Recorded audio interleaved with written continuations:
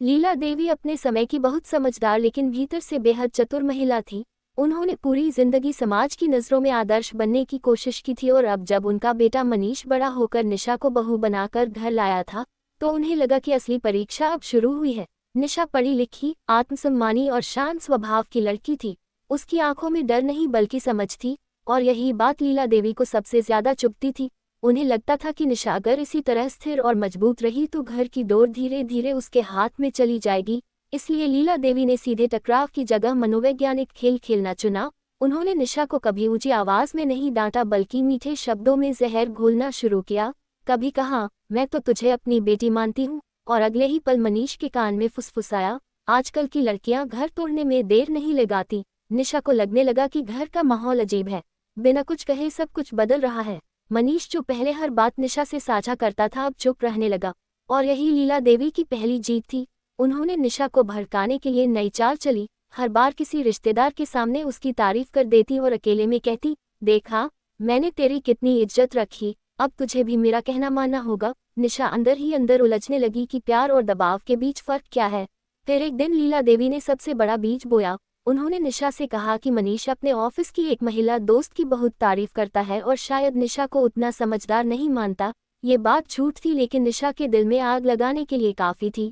निशा ने जब मनीष से सवाल किया तो मनीष को लगा कि निशा बेवजह शक कर रही है और दोनों के बीच पहली बड़ी दरार पड़ गई। लीला देवी दूर बैठकर इस आग को देखती रही, लेकिन कहानी यही नहीं रुकी। निशा रोई जरूर पर टूटी नहीं। उसने तय किया कि वह चुपचाप सच्चाई को समझेगी। उसने लीला देवी के व्यवहार को नोटिस करना शुरू किया, कैसे वही बात अलग अलग ढंग से मनीष और निशा को बताई जाती थी, कैसे हर झगड़े के बाद लीला देवी खुद को पीड़ित और महान दिखाती थी।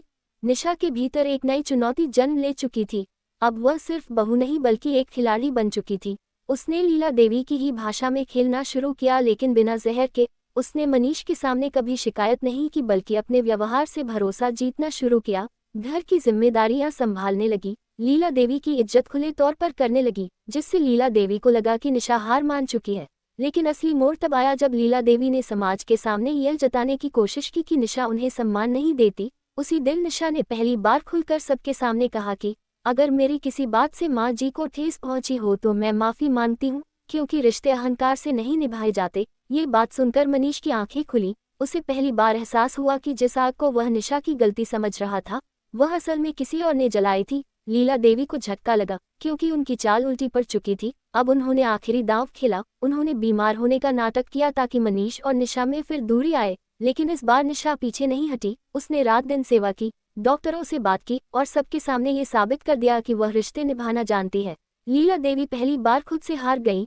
उन्हें समझ आया कि भड़काने से आग तो लगती है, लेकिन सच्चे रिश्ते उस आग में भी जलकर और मजबूत हो जाते हैं। मनीष ने एक रात निशा से कहा कि मुझे देर से समझ आया, लेकिन आज साफ दिख रहा है कि तुम ही इस घर की ताकत हो। निशा मुस्कुराई, लेकिन उसकी मुस्कान में जीत का घमंड नहीं बल्कि सुकून था। लीला देवी चुप थी, लेकिन उस चुप्पी में पहली बार साजिश नहीं थी, सिर्फ आत्ममंथन था। ये कहानी सास की चाल, बहू की समझ और पति की जागरूकता की कहानी बन गई, जहां भड़काने की आग ने रिश्ते तोड़ने की कोशिश की।